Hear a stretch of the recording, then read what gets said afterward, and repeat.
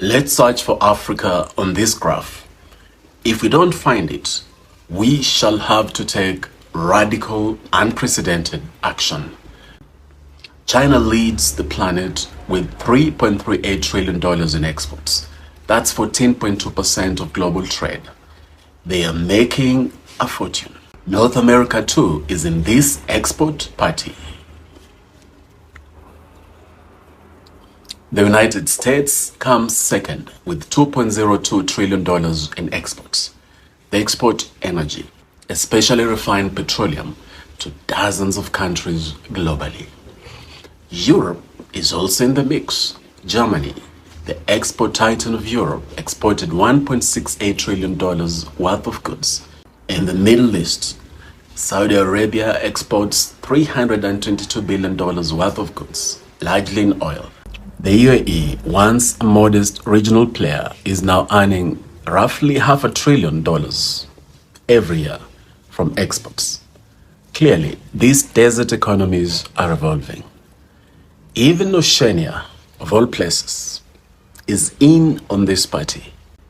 Australia specifically has earned $371 billion in exports, thereabout, every year. These exports are driven by agriculture, mining, and much more. And it doesn't stop there. These are the other countries with significant exports. The thing is that they are all either from Europe or Asia. This begs the question, where is Africa? Africa is the only region in the world that isn't in this export graph. The only region that doesn't have significant exports. Africa, a continent bursting with cobalt, cocoa, copper, cotton, gold, oil, thousands of hectares of arable land, and much more. Yet we're the only ones missing in the export party. We're earning pennies from exports while others mint billions. This global imbalance will not fix itself.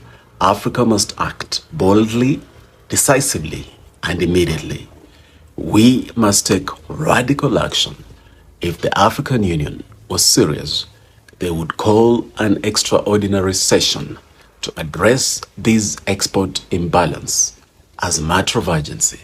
As they drag their feet, we call on African presidents who truly believe in Africa's trade rebirth to do the following. If it leaves the continent, it must leave refined, processed, packaged, and priced to match its worth. No more shipping crude oil only to import fuel. No more exporting cocoa and importing chocolate. Let Africa feed global markets with finished products, not just raw crumbs.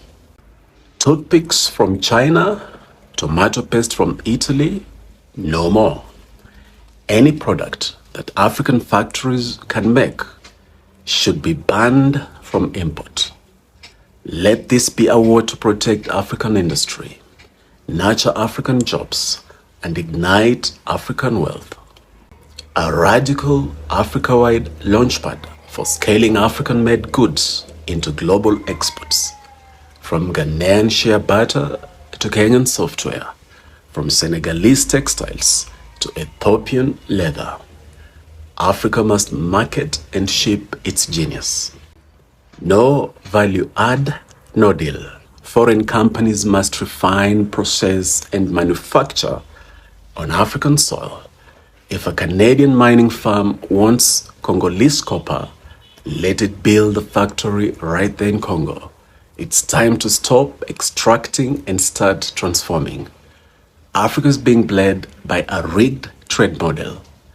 Everyone else is exporting power.